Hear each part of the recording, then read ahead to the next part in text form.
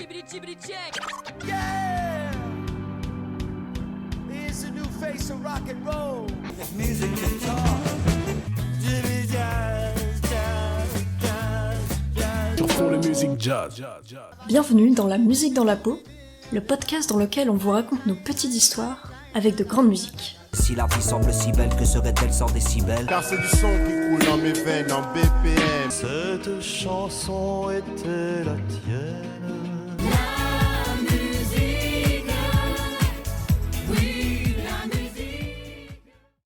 Bonjour Julie, comment ça va? Hola, salut Inigo.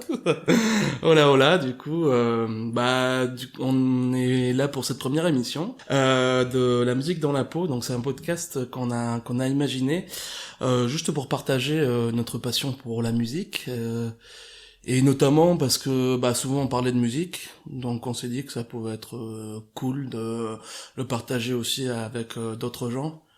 Toujours la musique pas forcément au niveau technique, mais plutôt au niveau du vécu. Parce que je sais pas toi, mais moi je suis pas vraiment un expert en en solfège ou quoi que ce soit.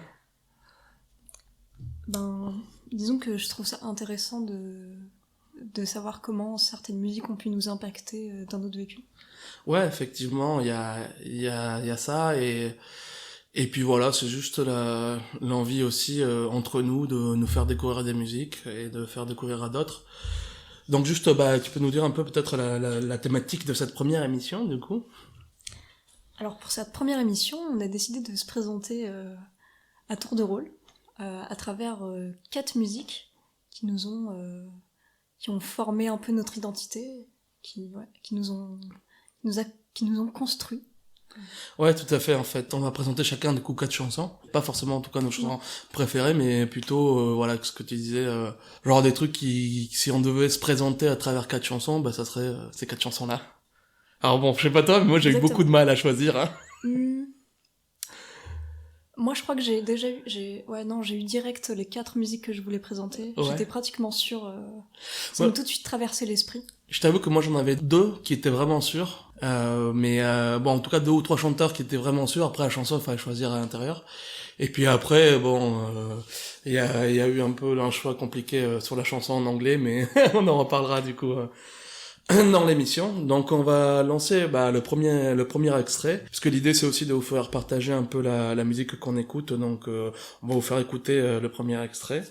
Du coup, ce sera une chanson qui est choisie par Julie, donc qui s'appelle Changes de Tupac. Elle va nous le présenter juste après l'extrait musical.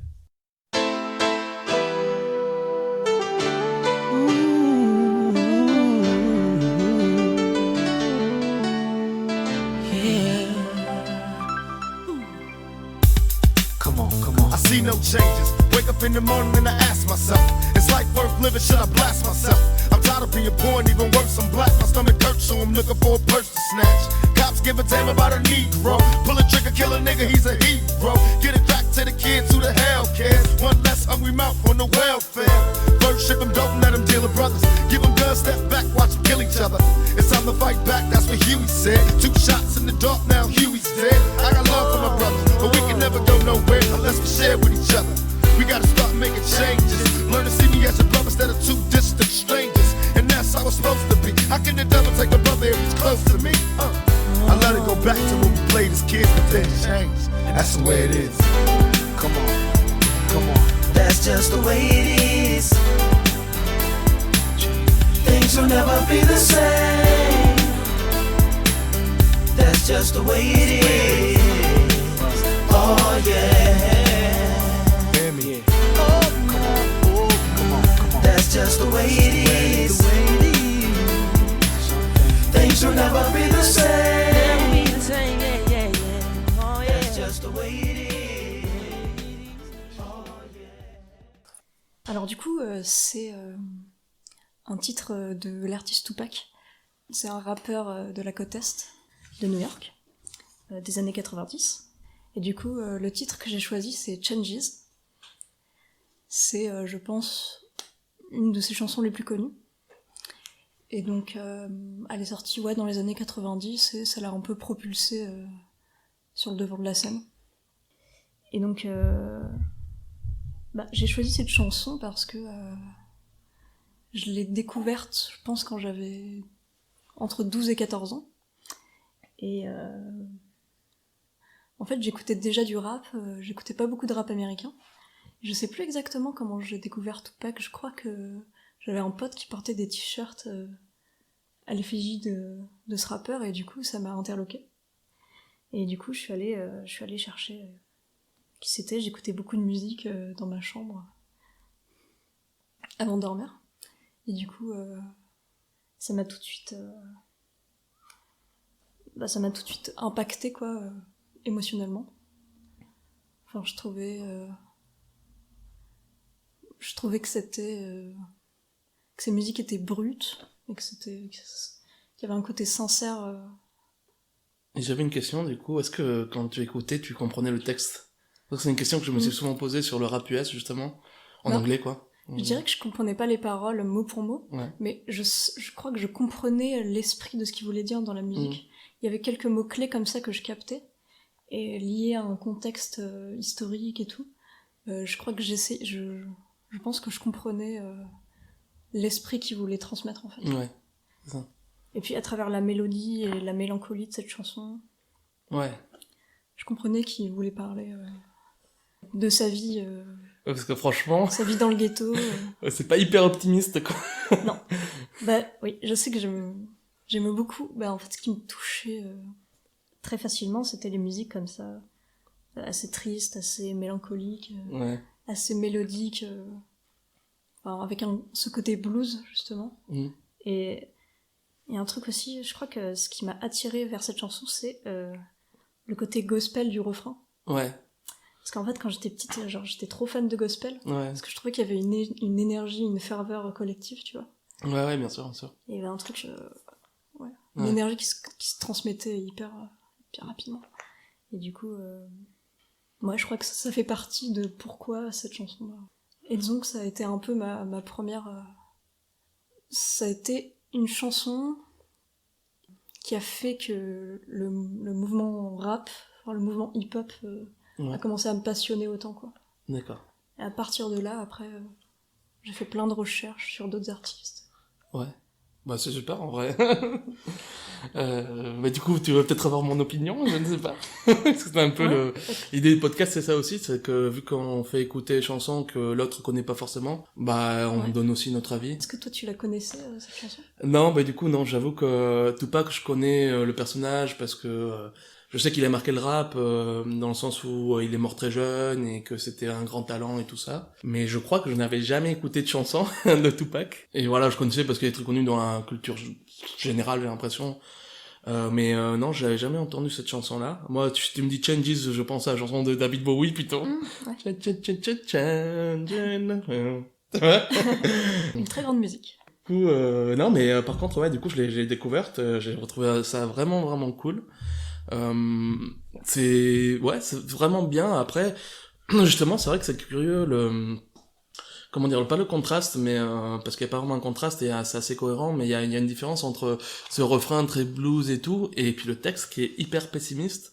Je veux dire, il commence la chanson, j'avais regardé le texte, du coup je l'ai regardé hier soir, et j'étais là, ah ouais d'accord, en fait il dit, je sais pas si ça vaut la peine de continuer à vivre, parce qu'en fait être noir aux États-Unis c'est tellement chaud, enfin être afro-américain c'est tellement compliqué et tout, que j'étais là, ouais, putain.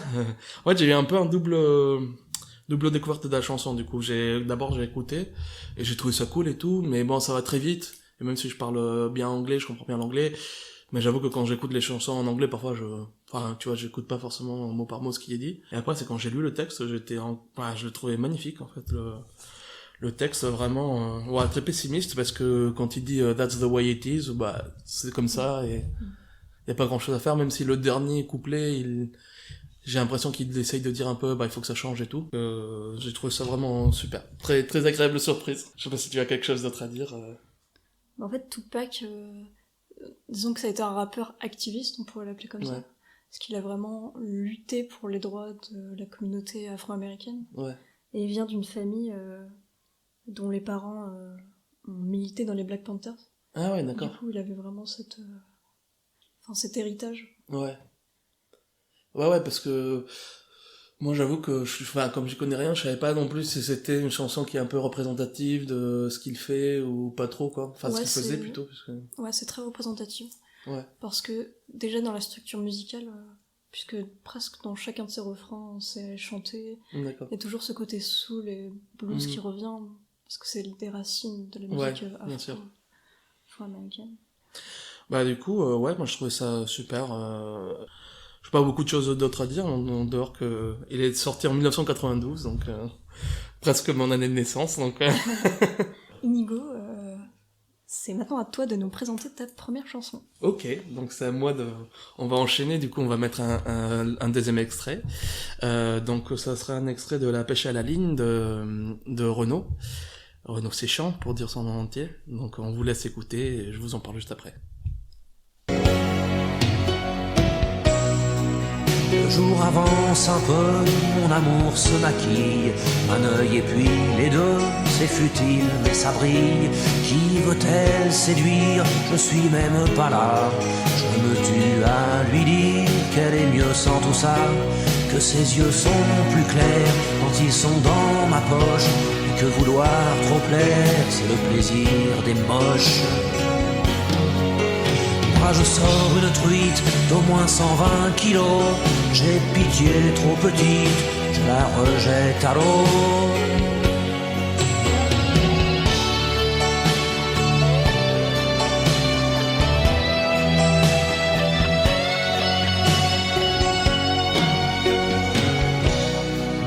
Il est midi passé, je reviens les mains vides. Trop de vent, pas assez, l'eau était trop humide. Alors je rentre chez moi, triste comme un menhir.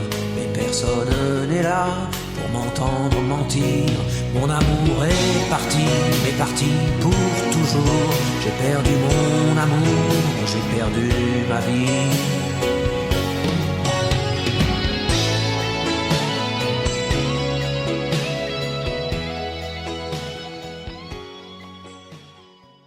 Je vais vous parler de La pêche à la ligne de Renaud, comme je vous disais. Donc j'avoue que j'ai un peu hésité sur quelle chanson choisir de Renaud. En fait, mes deux chansons préférées de Renaud, c'est La pêche à la ligne et Deuxième génération. Et Deuxième génération qui est plus le versant militant engagé de Renaud, même si on peut trouver de la politique aussi dans La pêche à la ligne en réalité, puisque ça parle de l'intime et que l'intime est politique. Mais bon voilà, c'est vrai que c'est pas une chanson forcément engagée. J'ai pas mal hésité, mais au final j'ai choisi celle-là parce que je pense que c'est vraiment ma chanson préférée de Renaud. Elle est dans l'album Mistral Gagnant, qui est un album incroyable parce que il y a Miss Maggie, il y a Mistral Gagnant qui est dans le même album, ce qui est quand même deux chansons que j'adore aussi. Bah Renaud c'est vraiment un chanteur qui m'a accompagné pendant des années et des années. J'ai du mal à situer quand est-ce que c'est la première fois que je l'ai entendu cette chanson. Je pense que je devais avoir peut-être 22-23 ans parce que jusque-là je connaissais quelques chansons de Renaud, mais pas forcément ce disco en entier, ou pas forcément cette chanson qui est pas non plus dans le top 3 des chansons les plus connues de Renaud, je dirais. Mais du coup, quand j'ai écouté, en fait, ça m'a tout de suite marqué. Je trouve que c'est une histoire, déjà, ça correspond pas mal à un type de chanson que j'aime beaucoup, qui sont les chansons narratives, en fait. Genre, ça raconte une histoire, quoi. Et ça j'adore en fait, chansons narratives. Par exemple, j'adore Le Chanteur de Balavoine ou plein d'autres chansons, hein, mais voilà, il y en aura une autre d'ailleurs qui est assez narrative aussi dans les chansons que j'ai choisies. C'est un texte que je trouve vraiment magnifique et qui montre bien la plume de Renaud aussi. Moi j'avais noté quelques phrases qui me reviennent en tête de temps en temps. Par exemple, il parle donc d'être parti à la pêche et de laisser sa femme toute seule à la maison, et donc de ce genre de relation où ça se finit mal parce que le mec est souvent absent et tout ça, et il n'inclut pas aussi sa femme dans ses passions, ou en tout cas ils ont des passions qui sont pas les mêmes. Et donc quand il revient de la pêche, il voudrait dire à sa femme: je reviens les mains vides, trop de vent, pas assez, l'eau était trop humide. Donc j'adore cette excuse pour dire j'ai pas réussi à pêcher, c'est l'eau était trop humide. Je trouve ça génial. Et il y a une phrase qui me revient aussi beaucoup et qui vraiment m'a marqué, qui m'a accompagné des années, c'est aussi cette idée de vouloir trop plaire, c'est le plaisir des moches. Quand il dit, il voudrait dire à sa femme, en fait, vouloir trop plaire, c'est le plaisir des moches. Je sais pas, moi je suis quelqu'un qui aime bien les gens naturels, en fait, se maquillent pas ou qui n'ont pas trop d'artifice, on va dire, et du coup c'est une chanson, enfin c'est une phrase notamment qui me revient assez souvent. Voilà un peu ce que j'avais à dire. C'est vrai qu'aussi que voilà, moi Renaud, je l'ai même vu en concert, donc j'ai vu cette chanson en concert et c'était hyper touchant, alors que je l'ai vu en 2017 à un moment où il chante plus très bien, hein, faut être honnête aussi, mais c'était hyper touchant de l'avoir en direct. Vraiment je me rappelle de ce moment. Et donc c'est vraiment un chanteur que j'adore en général, et cette chanson en particulier, mais en réalité j'ai tellement de chansons que j'aime de Renaud, peut-être qu'on en reparlera dans une autre émission aussi. Et donc toi, qu'est-ce que tu en penses, Julie? Dis-moi. J'étais trop contente quand j'ai découvert les chansons que tu voulais présenter, de voir qu'il y avait Renaud dans le lot, parce que j'adore cet artiste. Genre, il a aussi marqué mon adolescence, enfin il me marque toujours, depuis que je l'ai découvert. Et je connaissais pas du tout ce titre, par contre, Pêche à la ligne, parce que j'ai pas beaucoup écouté l'album Mistral Gagnant, justement. Mes albums préférés, c'est plus ceux du début, Amoureux de Paname, Ouais, j'adore aussi, Marche à l'ombre. J'étais trop contente. Ouais. Et je trouvais que ça te ressemblait d'avoir mis Renaud dans les musiques qui te représentent. Bah ouais, je pense que... Moi, c'est vrai que je suis très attaché au texte en général, et bon, c'est une jolie mélodie en plus, je trouve aussi. Et même si la voix, même là, enfin, en 81, il chante pas... C'est pas un grand chanteur, Renaud, quoi, en 85, pardon. C'est pas un énorme chanteur, Renaud, mais c'est pas grave, en fait. Bah ouais, justement, moi, ce que j'aime dans Renaud, dans la façon dont il chante, c'est toutes les tripes qu'il y met, mais sans faire d'artifice, sans mettre d'artifice. Ouais, il est ça. naturel, et c'est hyper touchant. Genre, c'est quand même mélodique la façon dont il chante, mais avec ce côté rock, en fait, dans la voix. Ouais, carrément, ouais, c'est vrai avec que... sa guitare... Ouais, c'est un chanteur très très simple au fond.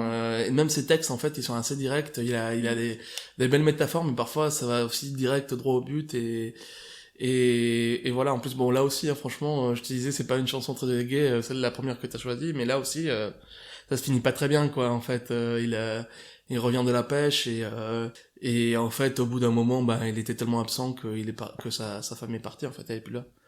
Et je me dis, waouh, c'est, je sais pas, ça m'a fait penser même à des gens que je pense que j'ai connus, en fait, qui étaient un peu comme ça. Je sais pas si t'as connu des couples où le mec ou la nana avait une passion tellement dévorante qu'au final ils étaient pas, ou une passion dévorante ou vraiment une activité où l'autre n'était pas inclus, et du coup au bout d'un moment Ah ouais, j'en ai connu. J'ai pas mal d'amis à qui ça a pu se passer comme ça.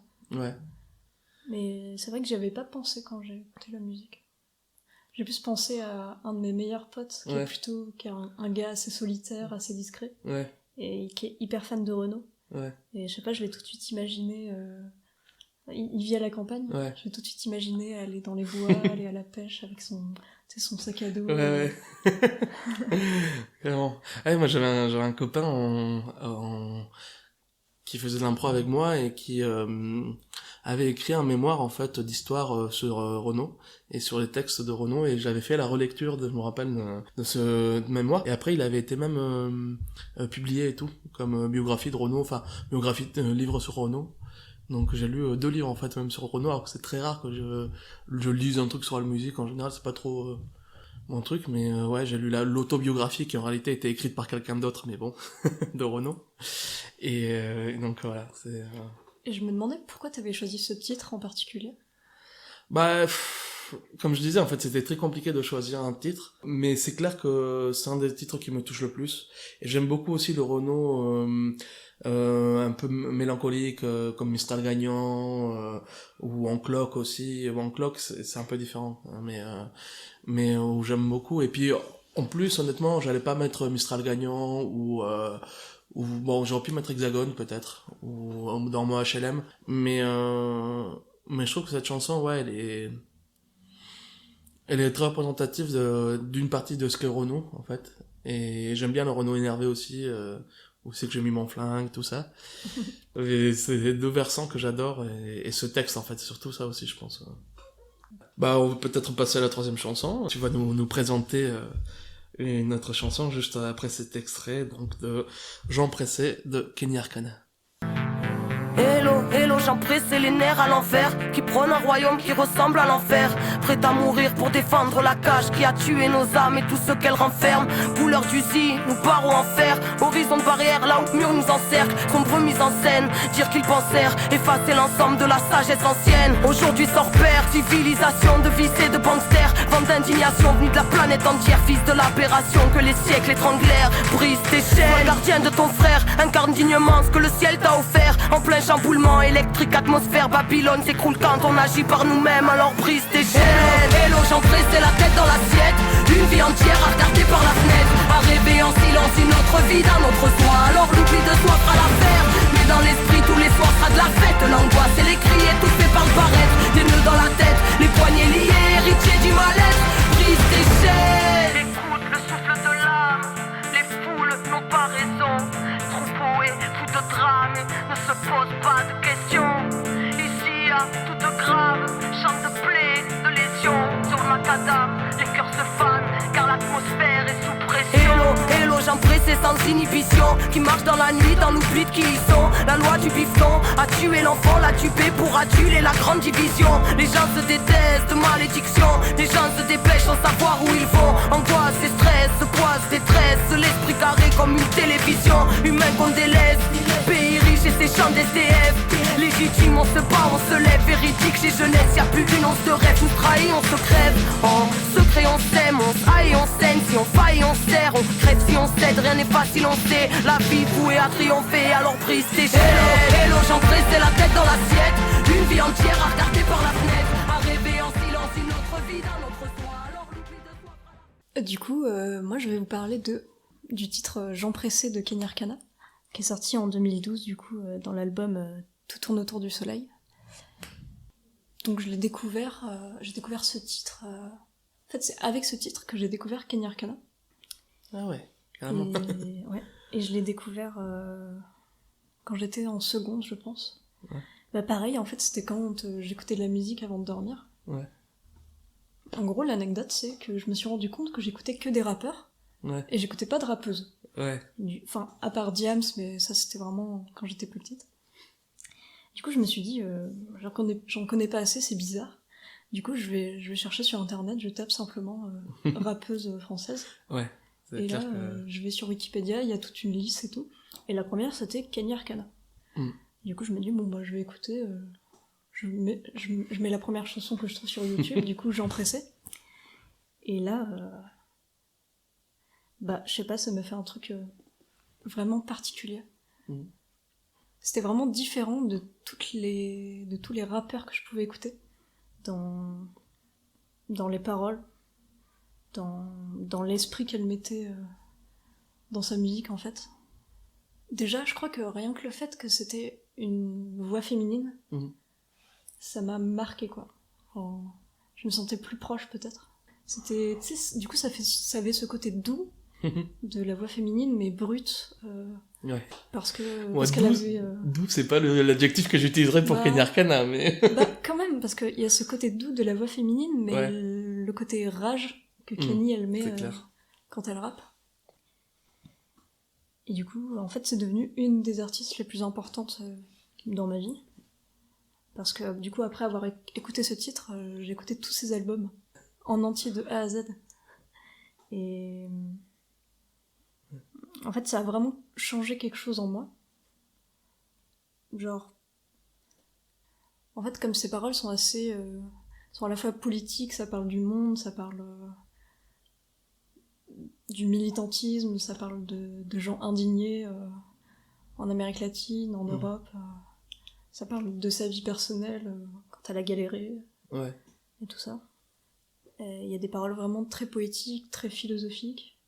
Et... donc du coup ça m'a beaucoup fait réfléchir. Et je pense que j'ai eu une énorme prise de conscience en fait à ce moment-là. Genre du monde. À travers ces musiques. Et du coup... en fait je passais mes journées, je pense, je me levais le matin et j'écoutais ces musiques. Et genre... je me sentais bien quoi, je me sentais... un peu moins seule, j'avais l'impression que c'est quelqu'un qui m'apprenait des choses de la vie, tu vois. Du coup, c'était trop bien. Ça m'a... en fait, je pense que c'est ça qui m'a poussée agir après Ouais. dans le monde, mon côté militant ou quoi. Ça m'a appris plein de choses. Je me souviens que quand dans ces textes, ça parlait d'anarchie ou des indignés en Espagne et tout, j'allais chercher sur internet ce que c'était. Genre, ouais, j'ai appris plein de choses. Ah, ça c'est trop bien, franchement, comme grâce à ça. démarche et tout. C'est génial, quoi. Effectivement, bon. En fait, ça me rappelle un petit peu ce que tu dis.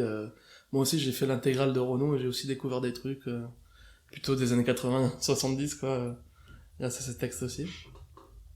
Mais du coup, pourquoi est-ce que t'as choisi cette chanson Vu que c'est la première que j'ai découvert, ça a été ma porte d'entrée dans ce monde-là. D'accord.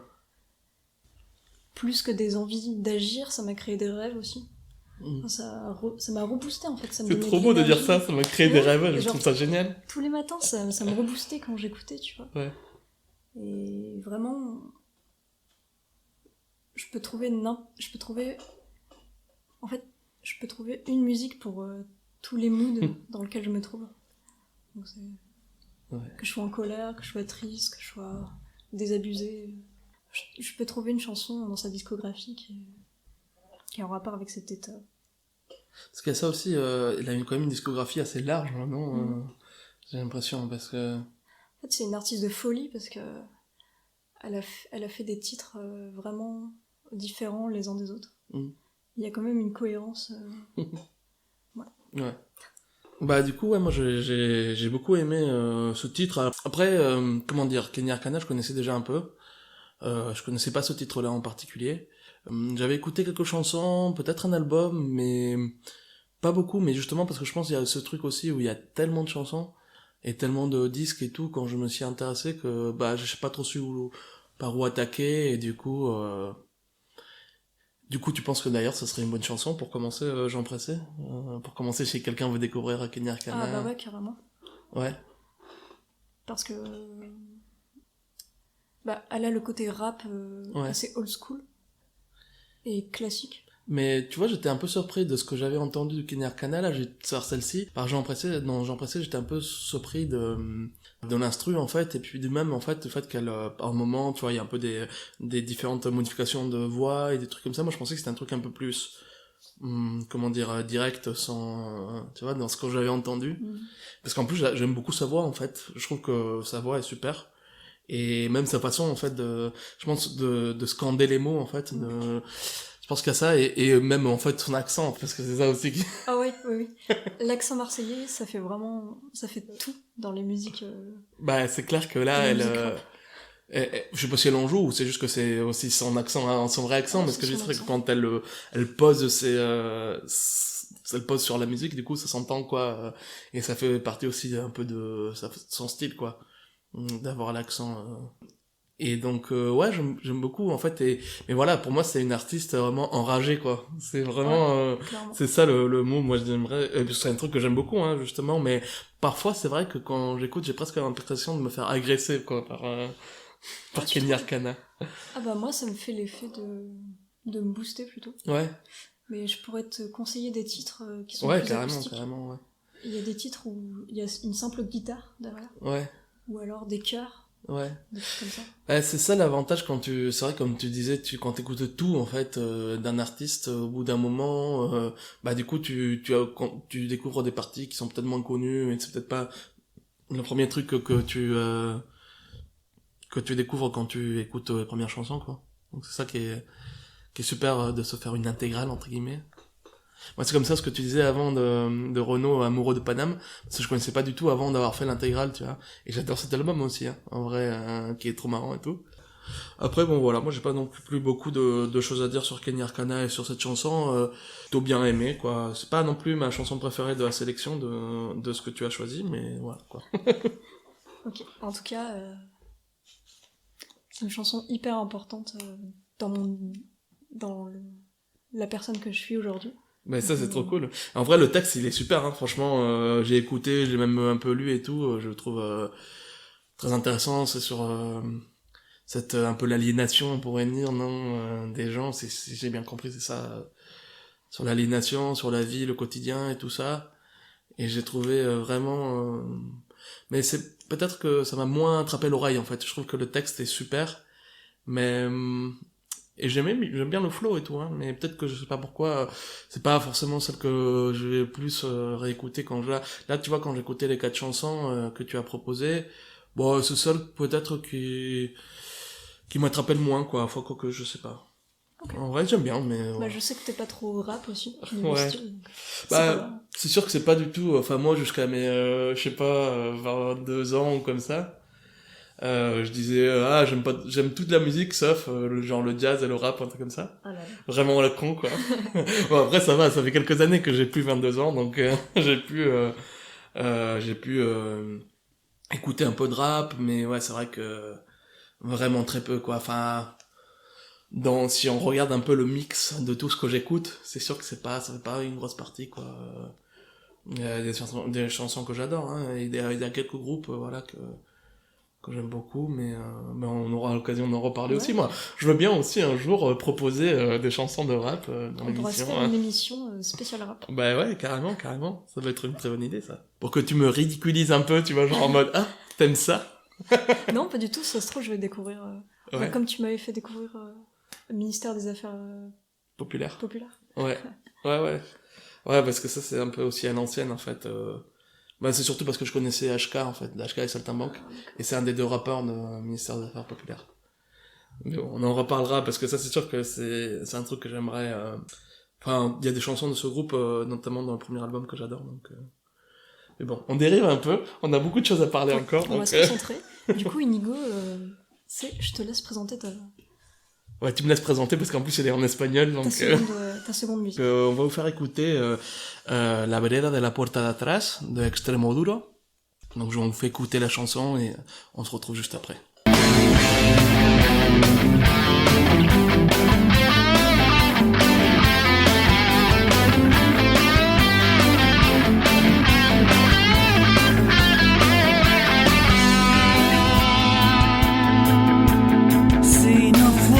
Porque ahí fue colocado el camino de tu espera, me habría desconectado, condenado a mirarte desde fuera y dejar que te tocara el sol.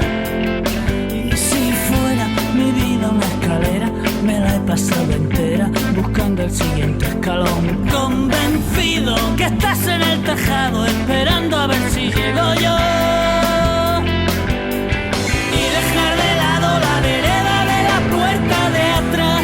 Por donde te vi marchar como una regadera que la hierba hace que vuelva a brotar. Y ahora todo campo ya. Sus soldados son flores de madera y mi ejército no tiene bandera, solo un corazón. Condenado a vivir entre malezas, sembrando flores de algodón. Si me espera la muerte traicionera y antes de repartirme del todo me veo en un cajón, que me entierren con la picha por fuera pa' que se la coma un ratón. Y muere a todas horas gente dentro de mi televisor. Quiero oír alguna canción que no hable de sandeces y que diga que no sobra el amor y que empiece encima en no y dejar de lado la vereda.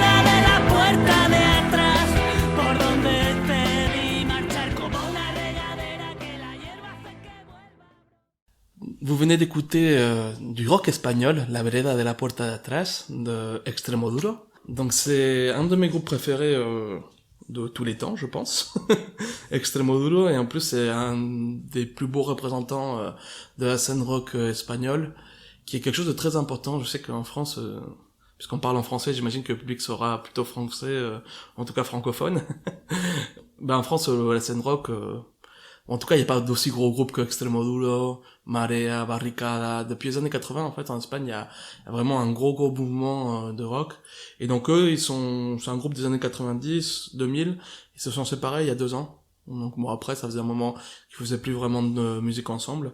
Donc le groupe, il est composé de 2 personnes, surtout. Robe Iniesta et Uojo. J'ai choisi cette chanson en particulier J'ai beaucoup hésité avec Stand By aussi, qui est peut-être ma chanson préférée du groupe, mais celle-ci en fait elle a eu une importance dans ma vie en fait, parce que moi ça fait très longtemps que j'habite en France, et notamment que j'habite à Bordeaux du coup, et il y a des fois, peut-être moins maintenant, mais il y a des fois quand j'étais à la fac, j'avais 23-24 ans, il y a des moments où j'avais un peu des crises d'identité, on pourrait dire. Et en gros, le truc, c'est que je me disais, bah, est-ce que je suis encore espagnol, quoi? Et je sais que c'est une chanson quand j'avais l'impression que j'oubliais un peu la langue espagnole.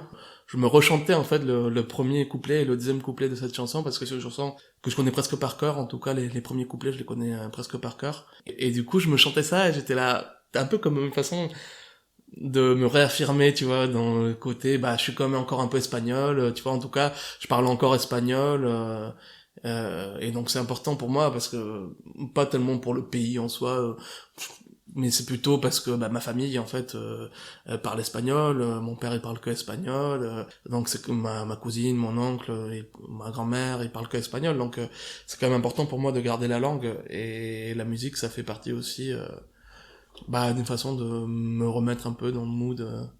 Au-delà de ça, je trouve que la chanson en soi, elle est magnifique parce elle a déjà une très bonne guitare. et, et donc, elle a une très bonne guitare. De toute façon, le guitariste est incroyable. Je les ai vus en concert aussi. J'ai eu de la chance de les voir en concert à Saint-Sébastien. Et c'est des paroles, bah, je sais que bon, vous les comprenez pas forcément au premier abord, mais si vous faites l'effort, enfin, si tu fais l'effort, Julie, et si le public fait l'effort, d'aller regarder un petit peu les traductions et tout ça, en fait, c'est des paroles qui sont aussi, très, en même temps poétiques, parce que c'est quelqu'un, qui écrit pas des textes forcément qui soient évidents, en fait, Robe. J'avais même lu un de ses romans, c'était assez délire, en fait, hein, c'est très poétique au sens premier, c'est-à-dire que je pourrais pas trop vous dire de quoi parle la chanson, si je pourrais parler de quelques thématiques, en fait, ça parle peut-être à une femme, mais ça parle aussi de la banalité, de la vie, des choses comme ça. Mais voilà, moi j'adore, c'est d'un côté un poète, mais c'est un poète très vulgaire aussi. Donc il y a ce mélange en fait entre des métaphores très belles, et puis après le moment où il dit, c'est une phrase que j'adore en plus, qui dit me veo en un cajón que me entierren con la picha por fuera pa que sea como un ratón. Donc en gros en traduction ça serait je me vois dans une boîte, donc enterré dans une boîte, comme on enterre avec la bite dehors pour que une souris la mange. Donc ce truc de commentaire avec la bite dehors pour qu'une souris la mange, je trouve que c'est une image déjà horrible, mais en même temps très poétique, je trouve, cette image-là, quoi. C'est un peu tout, enfin je trouve que ça résume bien, en fait. Donc ça résume bien, en fait, le groupe, qui d'ailleurs s'appelle même Extremoduro, qui est un jeu de mots entre Extremadura, donc qui est la région d'où est le chanteur principal. Et Extremoduro, ça veut dire aussi extrême dur, en fait. Mais extrême dur, bon,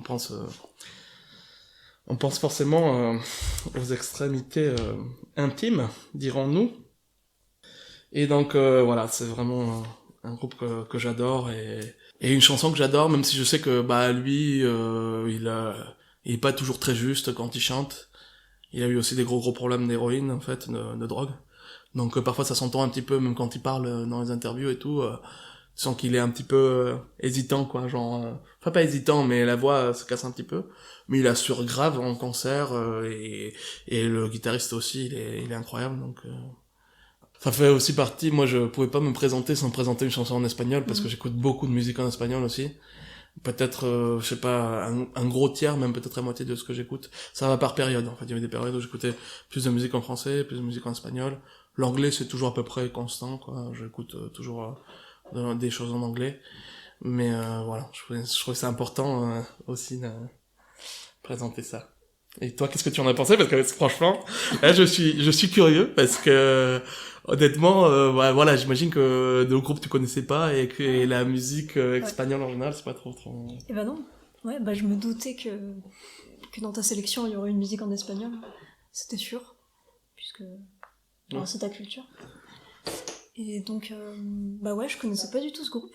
En fait, j'écoute pas grand chose en musique native espagnole, à part Scapé. Je peux écouter quelques musiques d'Amérique latine, mais en fait, la scène musicale espagnole, puis j'y connais rien. Du coup, Bah, c'est normal, hein, c'est pas... En France, qu'est-ce qui est connu? Bah, pas grand-chose, hein. ouais, il y a Scapé, mais... Ouais. Manu Chao. Ouais.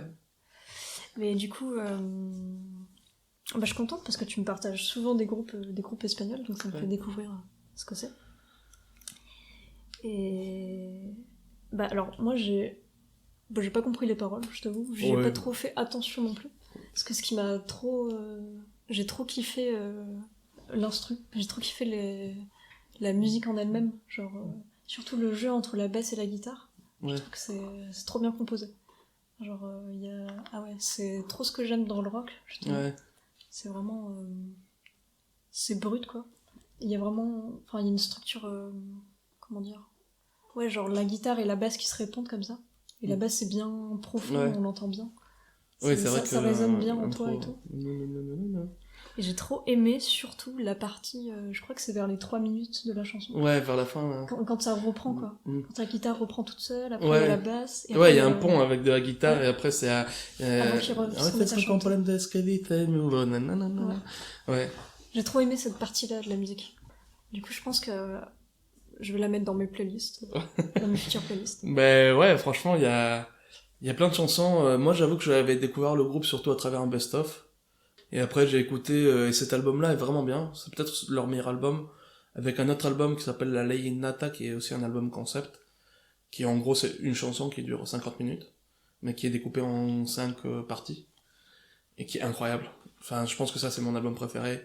Ça passe par toutes les émotions et tout. Il date des années 90, cet artiste? Bah ouais, en fait, c'est surtout dans les années 90-2000 qu'ils ont eu beaucoup de succès. En gros, je crois qu'ils avaient fait dans les années 80, enfin de 95 à 2002, ils ont fait 4 ou 5 albums. Et après, ils se sont arrêtés de 2002 à 2009, je crois. Un truc comme ça, j'ai pas vérifié les dates.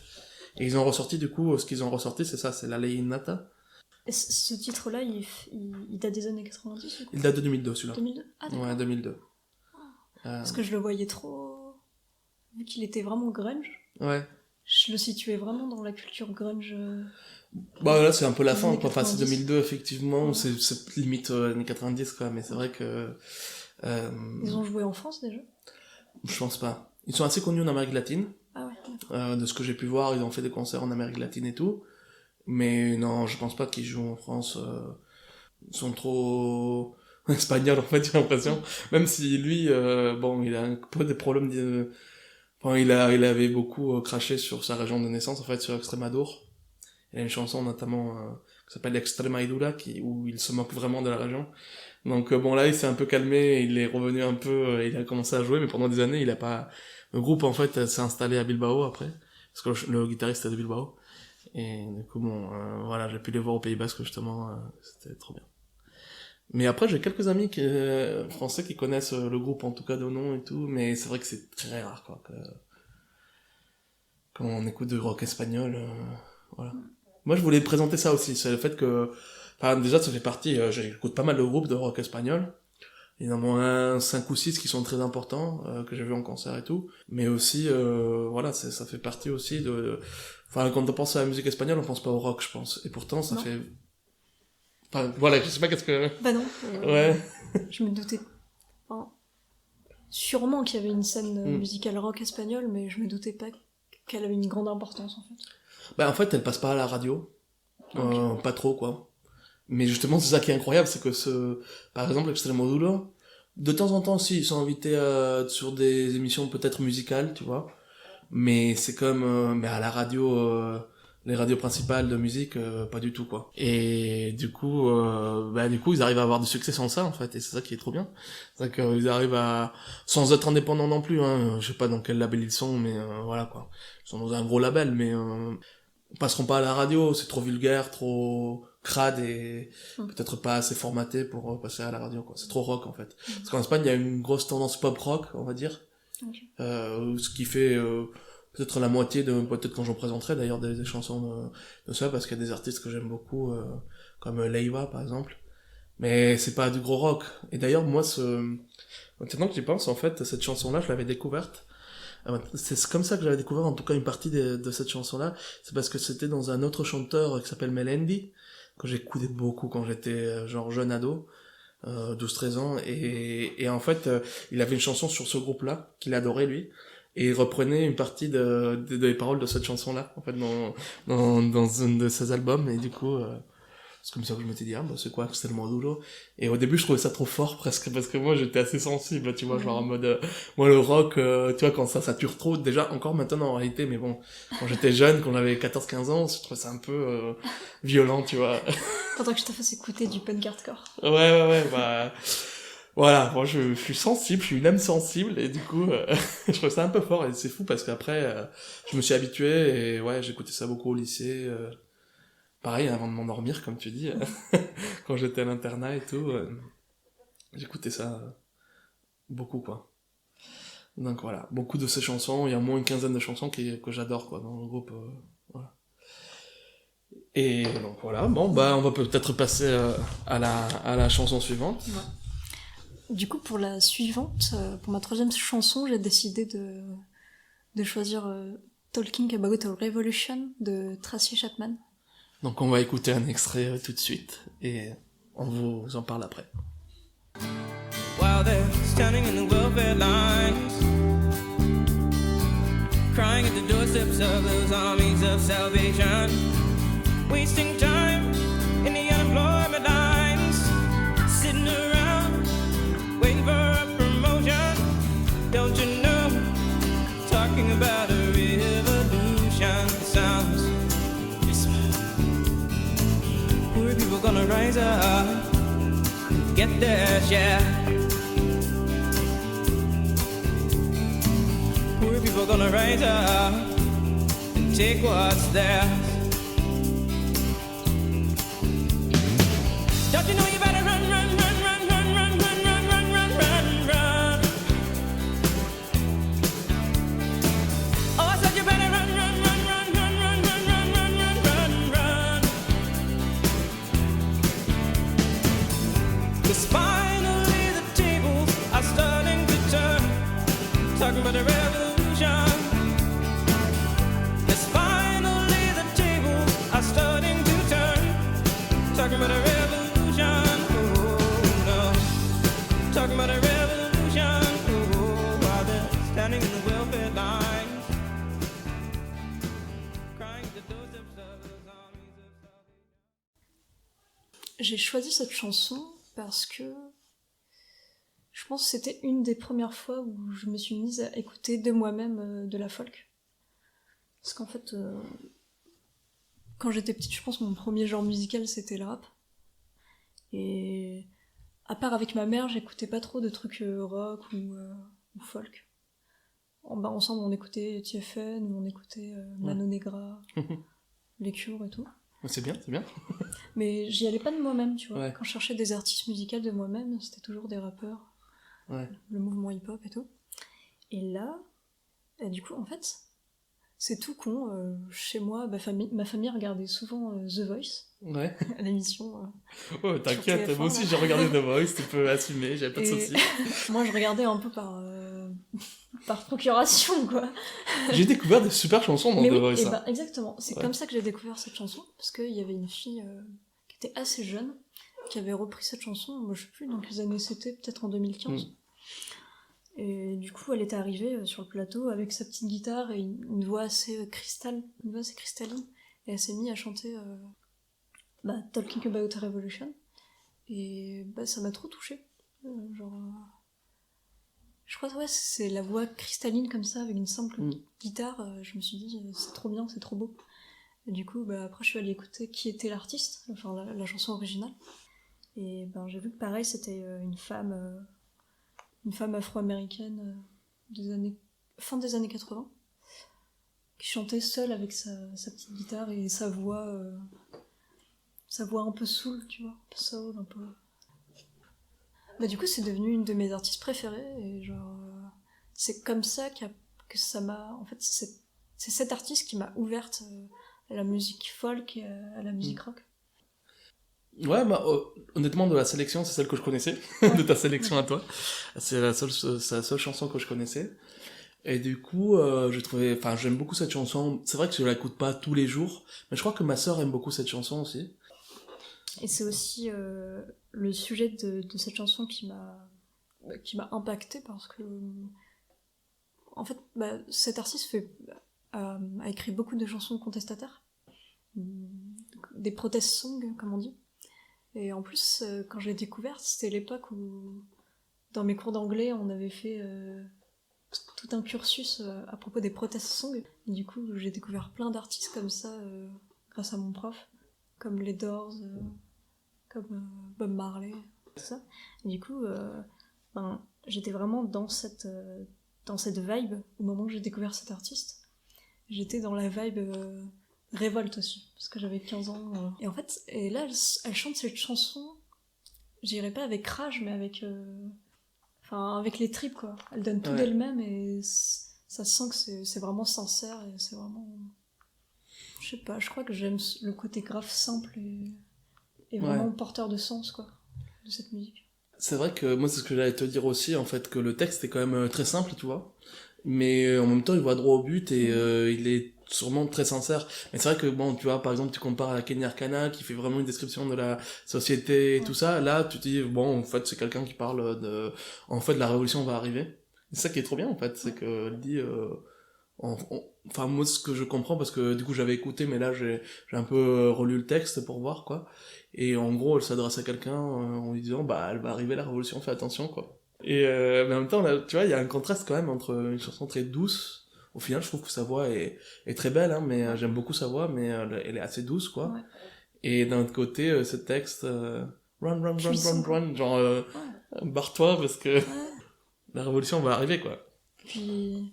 elle a vraiment le rythme dans la voix, quoi, genre même si elle enlevait sa guitare, il y aurait, je pense, la chanson serait autant rythmée, quoi. Ouais.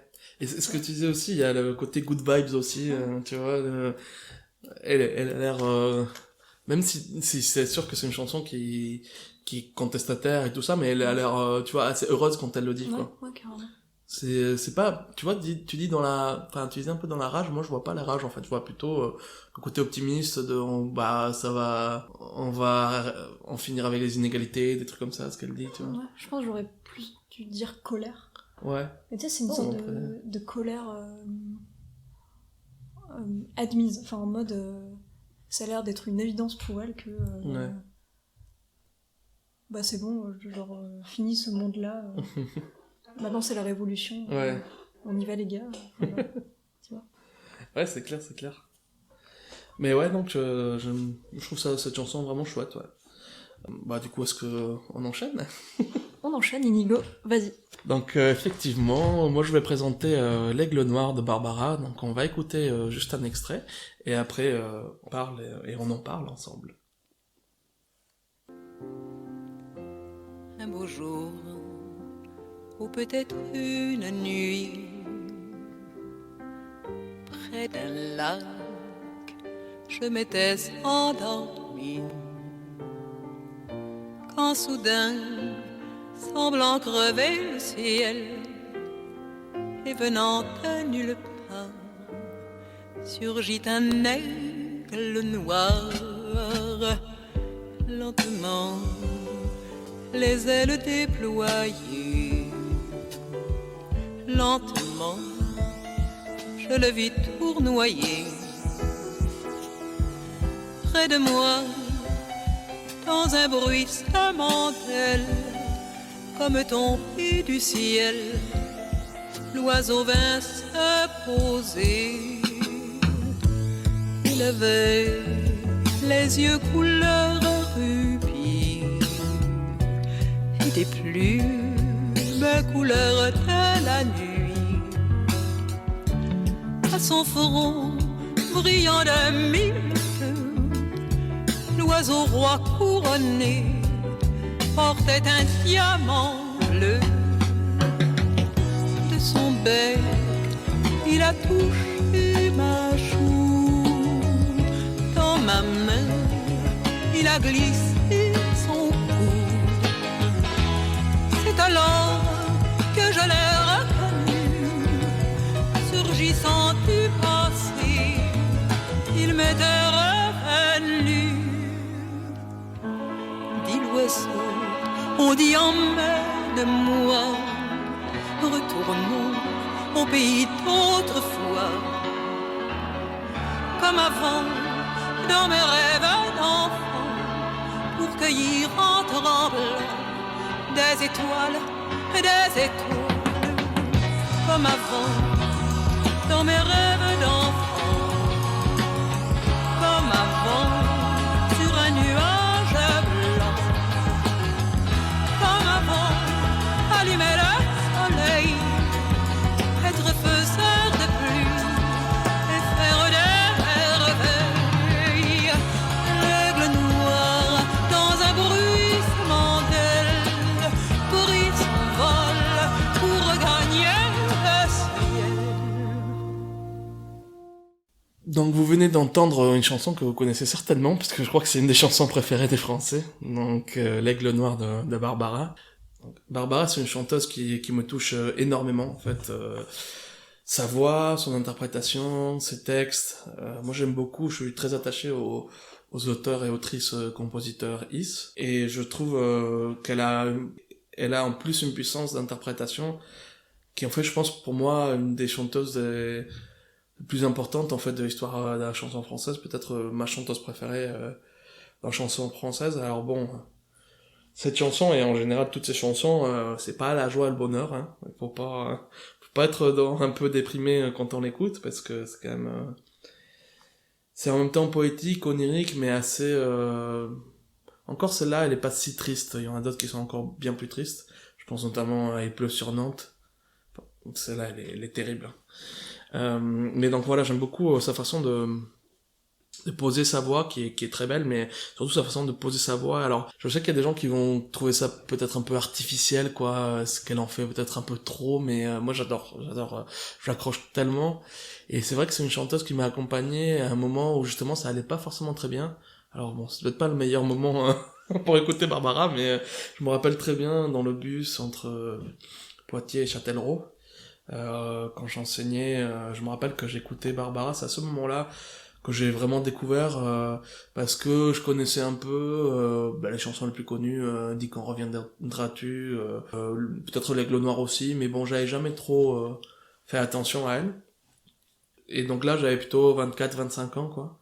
Et donc j'ai beaucoup écouté cette chanson, et en général un best-of en fait. Après j'ai écouté quelques albums aussi, mais c'est vrai que c'est surtout à travers les best-of que j'ai découvert Barbara, parce qu'elle a écrit et elle a chanté tellement de chansons que c'est facile de s'y perdre aussi. Et tout n'est pas non plus incroyable, en tout cas j'adore pas toute sa discographie non plus, hein. Mais donc voilà, cette chanson vraiment je l'adore. Et puis bon, il y a aussi ce côté qui est très ouverte à l'interprétation. Je sais pas si tu connais l'interprétation la plus connue de L'Aigle Noir. Est-ce que t'as entendu parler de... Non, l'interprétation, je veux dire du sens des paroles, en fait.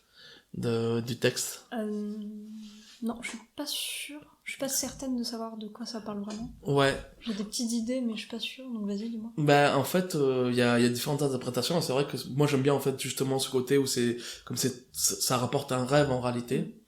Mais il y en a beaucoup qui ont vu une image d'une agression sexuelle. Parce que Barbara, en fait, après être décédée, elle a publié sa biographie à titre posthume, mais c'était fait exprès. Elle voulait pas raconter, en fait, que pendant son enfance, elle a été agressée par son père, en fait. Elle a été violée par son père. Et donc, il y en a qui disent que l'aigle noir représenterait son père. Et c'est vrai qu'il y a un moment où il dit il a touché mon cou.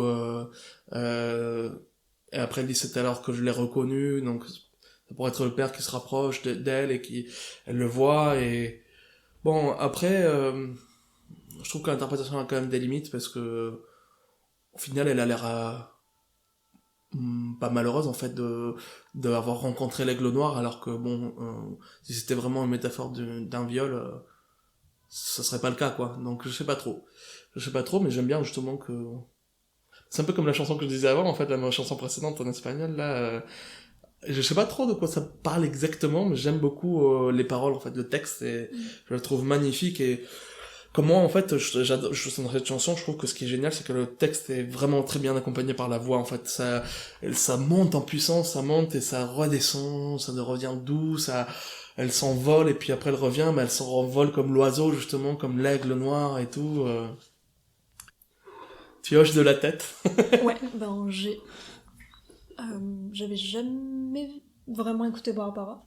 Enfin, des gens m'ont déjà fait écouter en soirée ou quoi, mais de moi-même, j'avais jamais écouté Barbara. Je savais bien que c'était une grande artiste mythique, une grande artiste française classique. Et je sais que t'adores cette chanteuse. Ouais. Donc ça m'a pas étonné non plus de l'avoir dans la liste. Et bah ouais, la première fois que je l'ai écoutée, j'ai adoré la façon. Je trouve que elle chante très très juste. Enfin, la façon dont elle pose sa voix, c'est tellement. On dirait que c'est très fragile. Ouais. On dirait que sa voix va se casser à tout moment, mais en fait, bim, elle atteint le pic. C'est exactement ça. Le plafond de verre, ouais. Là, genre, c'est hyper juste, et puis ça redescend comme ça. Ouais. Enfin, c'est un truc de fou d'avoir une voix comme ça, de chanter. C'est exactement ça, moi c'est ça qui me touche beaucoup aussi, voilà, c'est effectivement cette fragilité, en même temps, elle est forte, et quand tu y penses, en fait, il n'y a pas tant d'autrices compositrices, en tout cas, moi j'en connais pas tant que ça, des années 70, tu vois, dans les années 70, cette chanson, elle date de 1970, quoi. Il y avait combien de femmes à qui on laissait chanter leurs propres chansons, quoi. Ouais, t'as raison. Parce qu'elle elle est autrice de ses paroles, du coup. De toutes ses paroles, je crois, sauf quelques chansons, mais... Et elle a eu une carrière, je sais pas, qui a duré 25 ans, comme ça. Hein. Et elle a fait quelques chansons engagées aussi, elle a fait notamment une chanson sur le sida, à la fin des années 80. Mais ouais, je sais que même en France, en fait, il y a des gens, j'en parlais avec une amie, qui connaissait pas du tout Barbara, et j'étais là, ah bon, bah je croyais qu'elle était vraiment, tu vois. Bah pourtant, j'aime énormément la chanson française. Ouais. Je pense que ça fait partie de moi. J'espère. Hein. Ouais, ça fait partie de moi, mais Barbara, non, je suis jamais allée, quoi. En même temps, je vais être honnête, moi, enfin, on a un écart d'âge, et quand j'avais ton âge, j'avais pas écouté non plus Barbara. C'est peut-être un truc qui m'est arrivé un peu plus tard. Moi, enfin, dans la chanson française, ce que j'ai écouté, en tout cas la chanson française féminine, ce que j'écoutais, c'était surtout Edith Piaf, en fait, quand j'étais ado. Ouais, pareil. Quand j'étais ado, et j'écoutais beaucoup Piaf, mais maintenant, franchement, même si je suis très attaché encore à Edith Piaf, je préfère encore Barbara à Edith Piaf, quoi.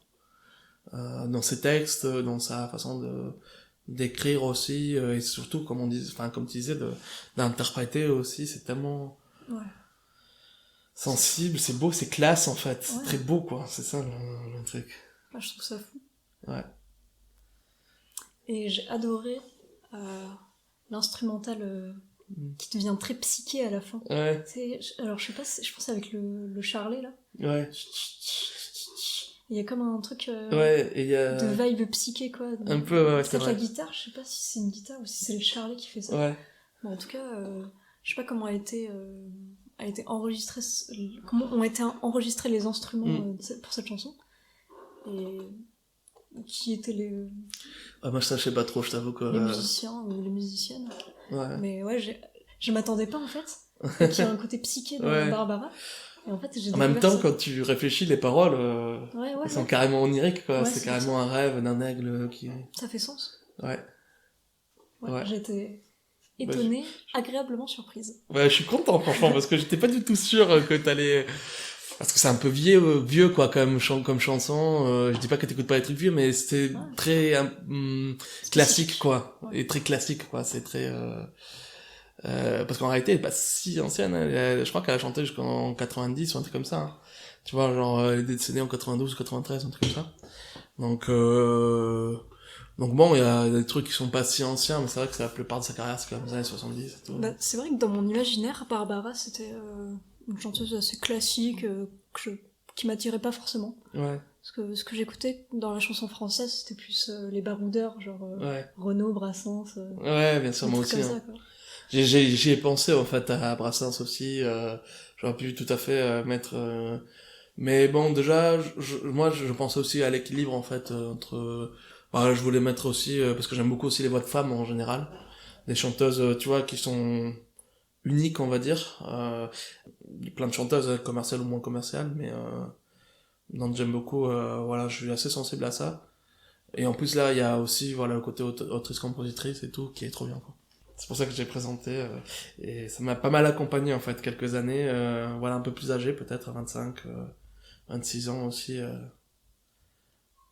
On va peut-être enchaîner, du coup, on va passer à la chanson suivante, donc, qui est la dernière chanson que va présenter Julie. Qui s'appelle King of the Mountain Comet, du groupe T-Rex. Donc je vous laisse profiter de cette méga chanson. 1, 2, 3, 4.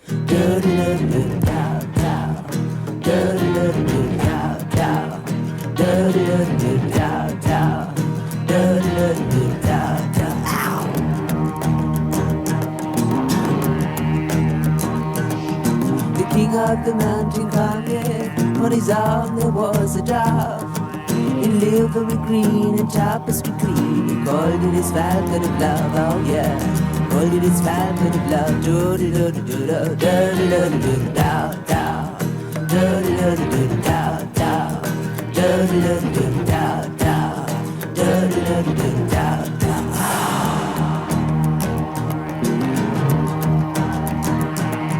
Image of the midnight abbey was a child of 15 years. His eyes were bored with galactic laws. He had points upon his ears, oh yeah. Points upon his ears. Do-do-do-do-do-do, do-do-do-do-do-do, do-do-do-do-do-do, do-do-do-do-do-do, do-do-do-do-do-do.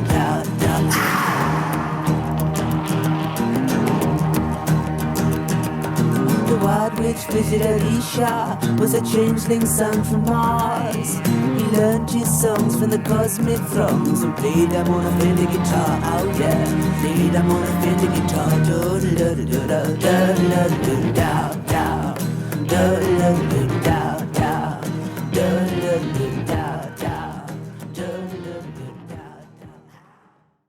Et du coup, cette chanson, c'est représentatif de ce que je kiffe dans le rock'n'roll. C'est genre le côté... le son groovy comme ça, genre dansant, et... J'adore cette chanson. C'est une de mes chansons préférées, je pense, du monde de la vie. Et je l'ai découvert dans le film Billy Elliot. Ah ouais, est-ce que tu connais? Ouais, mais je me rappelais pas du tout qu'elle était dans ce film, quoi. Parce que je crois que c'est, je crois pas que ce soit cette musique particulièrement, enfin spécifiquement qui est dans ce film, mais dans la bande son quoi du film, il y a au moins 6 chansons de ce groupe, du groupe T-Rex. De T-Rex, ouais. Dont Cosmic Dancer. Ouais, Cosmic Dancer, j'adore. Ouais. Bah, du coup, c'est à partir de Cosmic Dancer qu'après j'ai écouté l'album en entier, Electric Warrior. Et du coup, c'est la dernière chanson, je crois, de cet album. Je l'avais pas écouté tout de suite en fait, je crois que je m'étais arrêtée à la moitié de l'album ou un truc comme ça. Puis un jour, je me suis dit, je vais commencer l'album par la fin. Ouais, trop bien. Et du coup, dès que je l'ai entendu, je l'ai trouvé vraiment groovy. Genre, c'est rock'n'roll et genre. Vraiment cool quoi. Ouais. Ça met trop de bonne humeur, ça donne envie de danser. Et je trouve ça transmet un peu une manière des gestuelle quoi, tu vois. Ouais, c'est clair, t'as envie de faire avec la tête et tout. Moi, je pense que ça m'a transmis un peu une manière d'être dans la vie, tu vois. Un truc sympa, cool, le smile. Moi, j'allais te dire que franchement, je trouve que c'est la chanson qui correspond le plus à ce que je connais de toi, en tout cas. Ça m'étonne pas que ça, même si je la connaissais pas, moi, la chanson, ça m'étonne pas trop que tu kiffes parce que, tu vois, t'es comme la chanson, quoi, plutôt, tu vois, cool et tout. Ça me fait vraiment plaisir. Bah ouais, non, c'est vrai. Et c'est curieux parce que la première fois que je l'ai encore écouté, là, j'ai pas adoré la première écoute, tu vois, je trouve ça sympa. Mais c'est moins évident que, voilà, Cosmic Dancer ou des choses comme ça qui sont vraiment très fortes dès le début. Mais en fait, plus je l'écoute, en fait, j'ai écouté pour ça que je te disais aussi avant que j'ai essayé d'écouter pas mal de fois la chanson parce que du coup, ça fait que peu à peu, ça s'est rentré, tu vois, j'ai écouté 4-5 fois. Et maintenant, ce matin, j'étais sous la douche et j'étais là. C'est exactement le petit refrain comme ça. En fait, il n'y a pas de mots, c'est juste des onomatopées. Et en fait, des onomatopées, c'est ça, c'est ça un peu. Ouais. Et en fait, ça donne un son, genre ça donne un son dans la musique qui est vraiment rocky, tu vois. Ouais, c'est rock, mais c'est comment dire, c'est pas rock genre en mode fort quoi, c'est pas Non, puissant. C'est glam rock. Ouais, c'est ça. Effectivement, c'est du glam rock, c'est très classe quoi. Un côté un peu rockabilly, tu sais, Ouais. mais plus moderne. Il y a une petite touche aussi un petit peu psyché, Ouais. notamment vers la fin. Ouais. Mais pour moi, ça va, tu vois, c'est ce que j'avais noté, c'était genre un peu psyché, mais pas trop, tu vois, pas un excès, parce que moi, je suis pas un énorme fan des trucs un peu délire, voilà. Mais du coup, j'ai trouvé ça trop bien. Et oui, il y a un truc que je voulais te dire, je pense que c'est la première chanson où j'entends le didgeridoo utilisé comme un instrument, quoi. Genre, Ah ouais, c'est vrai. il y a le Je didgeridoo l'avais pas derrière, en remarqué, fait, dans la chanson. C'est rare quand même d'entendre, parce que parfois tu entends dans la rue, ou dans des musiques, j'imagine, traditionnelles d'Australie, ou des trucs comme ça, mais pas vraiment comme juste un instrument dans... Bah, je pense que ça vient du fait que au début, ce groupe, du coup, ils ont commencé dans les années 60. Ouais. Et à la base, ils faisaient de la folk expérimentale. Et genre, les années 60, tu sais, c'était l'époque où, quand tu montais un groupe, tu essayais d'utiliser des instruments vraiment originaux. Ouais. Puis venir un peu de partout dans le monde. Genre, il y a beaucoup d'influences de musique indienne. Ouais, d'accord. De Ouais, moi, je musique connaissais... australienne. Ouais, je connaissais ça un peu dans les Beatles, effectivement. Mais ouais, c'est vrai que... Et du coup, je pense que c'est une des marques de ce groupe-là. Ouais. Et après, dans les années 70, ils se sont dit, on va changer un peu de style, on va faire plus du glam rock. Ouais. Et je pense qu'ils ont continué à faire des petites expériences malgré tout. Ouais, là, il y a une petite touche, mais c'est vrai que... Et c'est curieux parce que... Enfin, voilà, moi, je connaissais Cosmic Dancer et une autre chanson du même album, je sais plus comment elle s'appelle déjà, mais qui est très connue aussi, qui est très très connue. Et cette chanson, je la trouve tellement différente, quoi. Cosmic Dancer, c'est quand même assez badant et assez triste, quoi. Et cette chanson-là, elle est hyper cool. Et les paroles, du coup, j'ai regardé les paroles par curiosité, et j'étais, ah ouais, d'accord, en fait, la parole, ça parle d'un truc fantastique. J'ai jamais... Je sais pas si t'avais déjà... Non, en fait, j'ai jamais cherché à savoir ce que Bah, voulaient dire les paroles. Ouais, parce que ce qui me plaisait dans cette musique, c'était la musique. Oui, c'est clair que c'est pas les paroles qui sont... Mais moi, j'aime bien quand même regarder les textes, tu vois, juste pour voir un peu vite fait, quoi. Mais d'ailleurs, moi, dans ma dernière chanson que je vais présenter après, pareil, j'ai jamais trop regardé le texte, en fait. Hein. Et ouais, parce que je comprends, c'est le groove et tout, c'est trop cool, quoi. Je trouve que, ouais, quand tu l'écoutes... tu sens une texture dans le son comme ça te donne envie de vibrer un peu, de faire des vagues comme ça. C'est exactement ça, ouais. T'as envie de faire des vagues. Vous nous direz si vous avez ressenti un truc similaire ou pas du tout. Ouais, ou si c'est nous qui délirons peut-être. Donc ouais, moi c'est ça que j'ai vraiment beaucoup aimé, ouais. C'est calme, très cool, classe. Donc, je vous conseille l'album entier Electric Warrior. Ouais, j'allais te dire, moi j'ai très envie d'écouter l'album en entier, quoi. Parce que du coup, je connaissais déjà 2 chansons que j'aimais beaucoup, mais je m'étais jamais vraiment intéressé. Je crois que j'en avais entendu parler dans un podcast, je sais pas si c'était dans Super Cover Battle ou dans Octogon, où ils avaient parlé de cet album, enfin d'une chanson qui était dans cet album-là, et puis après ils avaient parlé un peu de l'album et tout, et j'aurais dû écouter en fait l'album en entier, je sais pas pourquoi je l'ai jamais fait. Ouais. D'ailleurs, il me faut trop un t-shirt à l'effigie de la pochette de cet album. Mais ouais, en plus t'as une passion pour les dinosaures un peu, non? Ah oui. En tout cas, on est ici en train d'enregistrer pas très loin d'un dinosaure, d'un T-Rex en plastique. En plastique, donc voilà. Inigo, je te laisse présenter ta dernière chanson. Ok, du coup, ma dernière chanson, ça va être Where Did You Sleep Last Night de Nirvana. En tout cas, une reprise de Nirvana de cette chanson-là. Et donc, on vous la laisse écouter. On vous laisse écouter la version du MTV Unplugged. Et on en parle juste après. My girl, don't lie to me. Tell me where did you sleep last night? In the pines, where the sun don't ever shine, I would shiver the whole night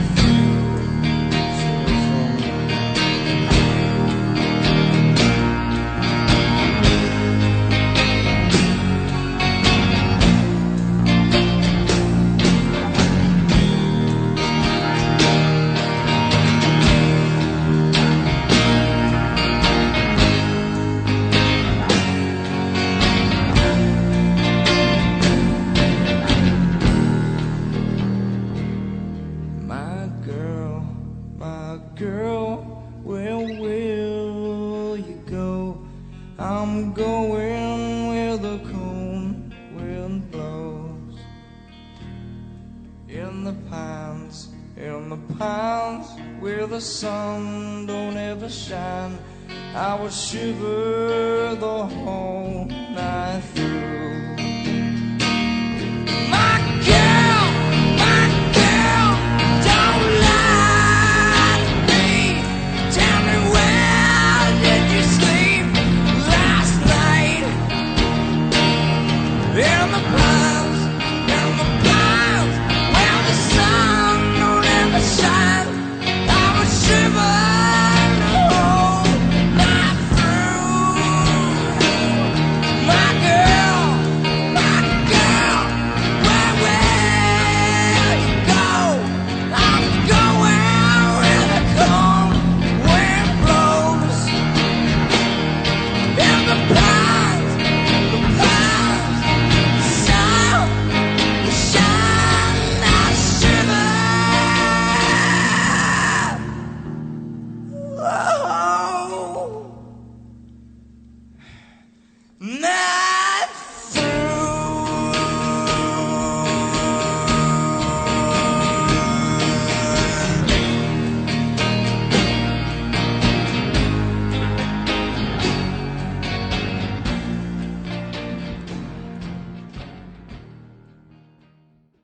Je vais vous parler donc de Where Did You Sleep Last Night de Nirvana, qui est donc un enregistrement qui a été fait en direct sur MTV. Donc même s'il semblerait, selon ce que j'ai entendu, qu'après ça a été pas mal retouché en studio pour que ça sonne un peu mieux. Mais en tout cas, peu importe, je trouve que justement le direct fait partie du charme en fait de la chanson et de cette reprise. Alors moi je savais pas trop d'où venait la chanson, donc j'ai juste regardé un petit peu, parce que justement lui dans la vidéo il dit c'est une chanson d'un de mes compositeurs préférés, ou d'un de mes interprètes préférés, je crois qu'il dit.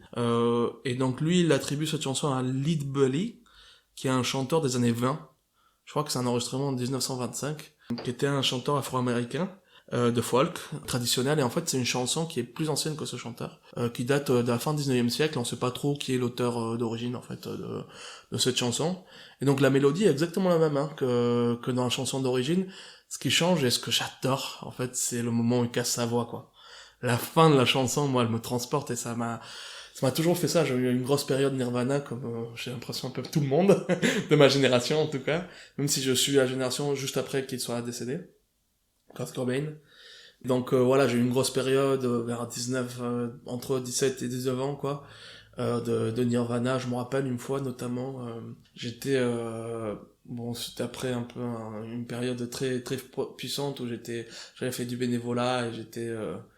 plus ou moins dans un chagrin amoureux, et puis j'en avais un peu marre d'être avec les gens aussi, parce que on s'entendait super bien, mais c'était genre la veille qu'on parte, et donc c'était trop triste, on allait se séparer, et je me rappelle qu'il y avait une petite forêt, parce que c'était dans un chantier à l'extérieur d'une ville en fait, et il y avait une forêt et tout, et je suis allé dans la forêt avec des écouteurs à écouter du Nirvana à fond. Je sais pas si c'était Where Did You Sleep Last Night, mais en tout cas c'est un moment que je me rappelle qui m'avait marqué, parce que j'étais vraiment à fond quoi sur un...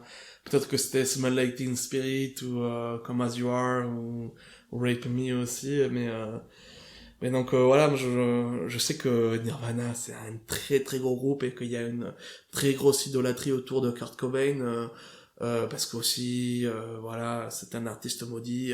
C'est pas du tout mon délire d'habitude, les artistes maudits, tu vois, genre on l'adore parce que il était défoncé, c'est pas trop mon délire, mais je trouve que là il y a une évidence en fait quand il chante, une vérité dans ce qu'il chante, même si c'est même pas ses paroles, mais il y a, je sais pas, dans sa voix, et surtout voilà dans la façon qu'il a à la fin de casser sa voix et de tout donner. Moi ce moment-là, j'ai vraiment des chaque fois que je l'écoute, j'ai des frissons quoi, c'est voilà. Et en plus j'adore ce genre de chansons qui montent en fait, tu vois, j'avais hésité aussi. Une des chansons auxquelles j'avais pensé pour la sélection, c'était aussi Dream On d'Aerosmith. Je sais pas si tu connais, mais c'est une chanson aussi qui monte, et à la fin elle explose avec la voix qui se casse aussi, et avec un extraordinaire chanteur, avec Steve Taylor, que j'aime beaucoup aussi, Aerosmith. Et j'ai un peu hésité entre ces deux chansons là, mais là je trouve que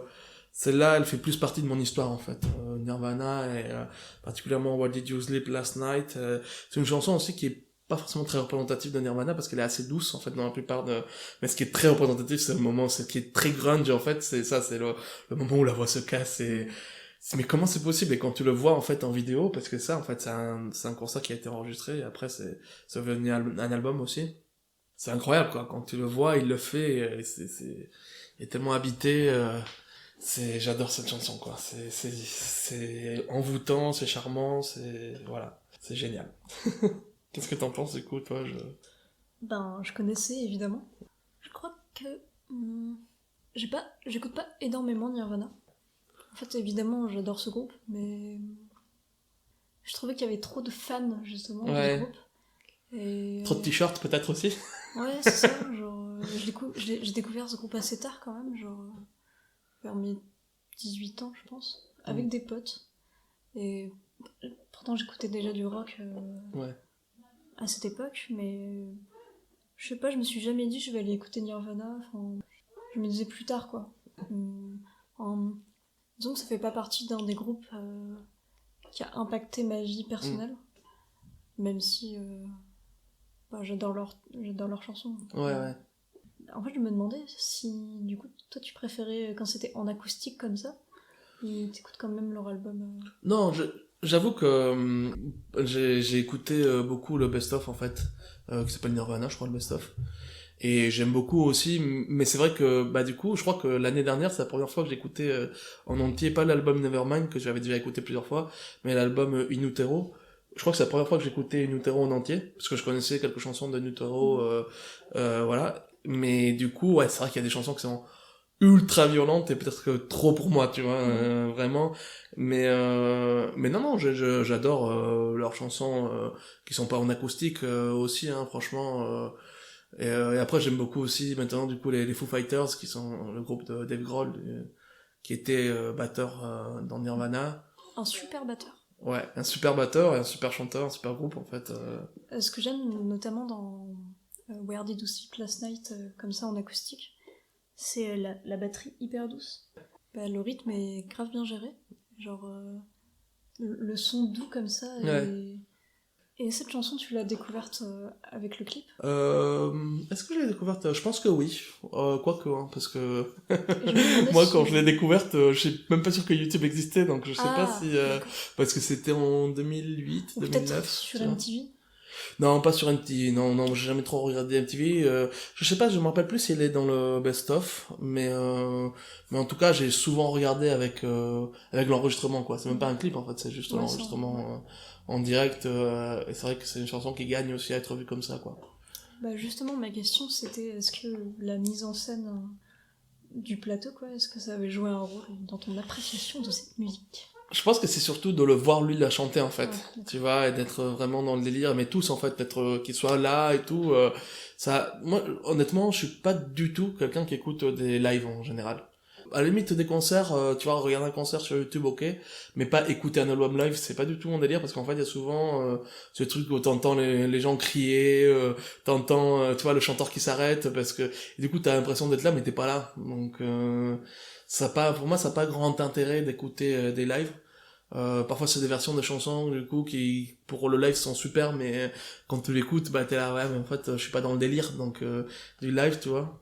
Je sais pas si toi t'écoutes des albums live. Ouais, ça m'est arrivé pas mal de fois quand même.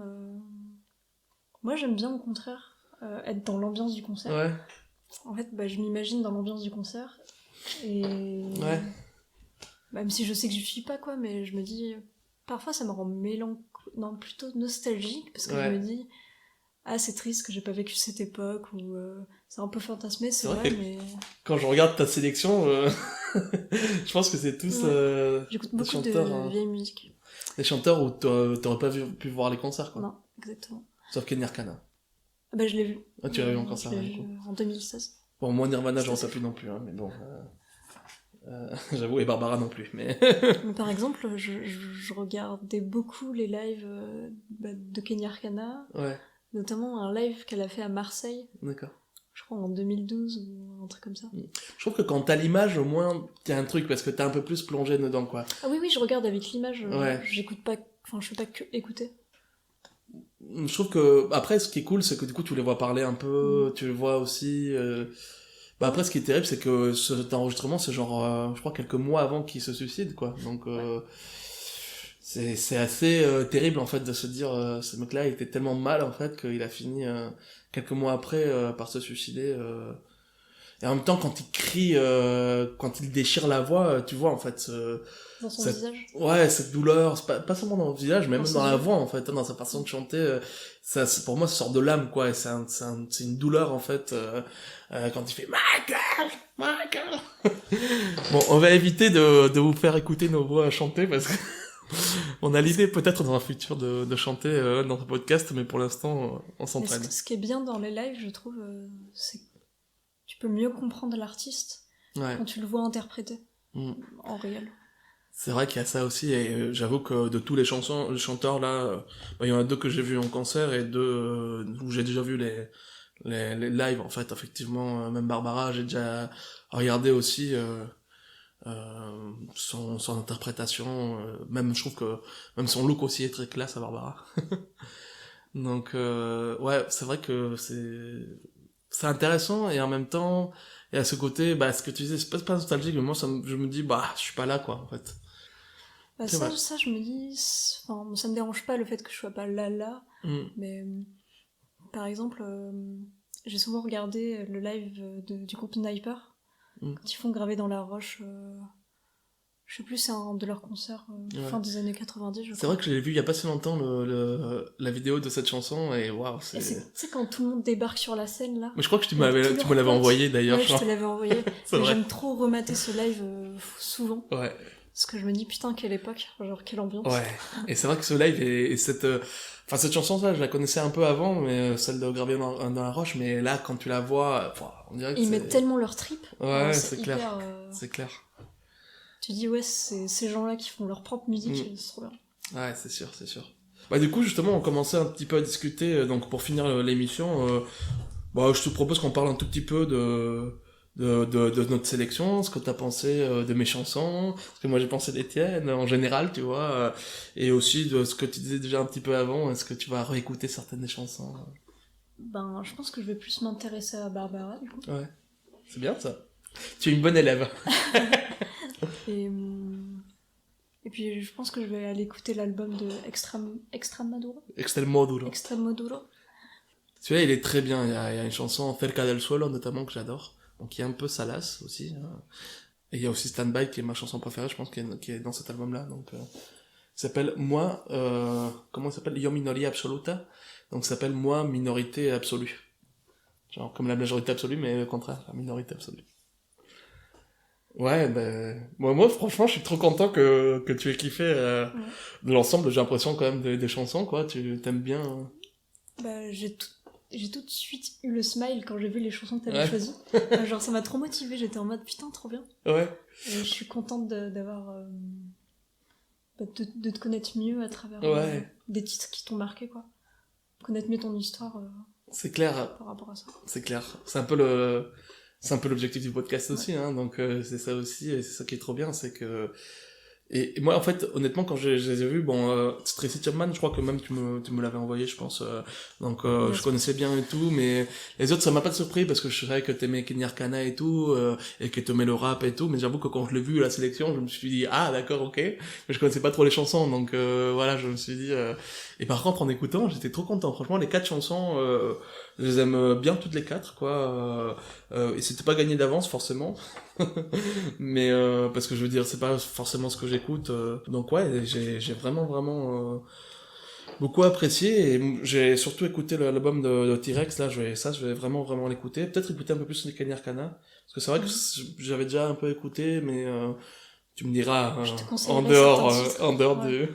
Je te conseillerais des titres plus acoustiques et peut-être plus philosophiques aussi. Ouais, mais c'est ça qui est trop bien, c'est que ça donne envie aussi, et peut-être à vous aussi qui nous écoutez, de partager de la musique autour de vous, partager avec nous. Donc voilà. Bah peut-être qu'on va conclure ce premier numéro de la musique dans la peau.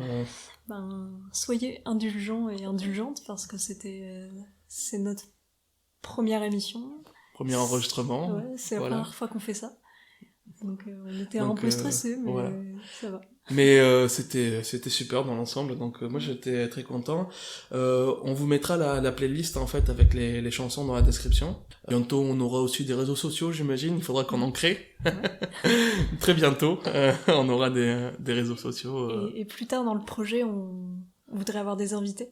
Voilà, bien sûr, quand on aura pris un peu le rythme en fait, quand on sera un peu plus à l'aise, on voudrait inviter des gens aussi pour parler. Donc là, les prochaines émissions, elles vont, bon, pour l'instant, on va rester à 2 et on va avoir des thématiques. Donc on a déjà plein d'idées, mais on vous laisse la surprise pour la prochaine fois. Donc merci de nous avoir écoutés. Merci beaucoup. Et voilà. Et partagez à fond. Partagez à fond la musique, partagez à fond le podcast, partagez à fond la musique dans la peau. Voilà. Ciao, ciao. Ciao. Ciao, ciao.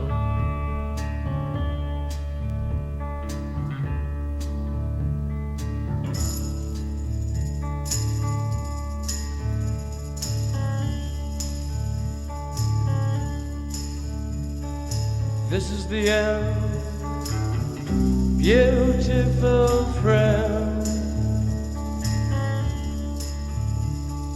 This is the end, my only friend. The end of our elaborate plans. The end of everything that stands. The end. No safety or surprise, the end. I'll never look into your eyes again. Doody-doody-doody-dan-dan. Doody-doody-doody-dan-dan.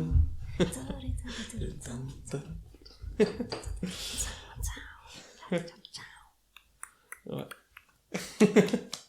On pourrait la chanter carrément, quoi.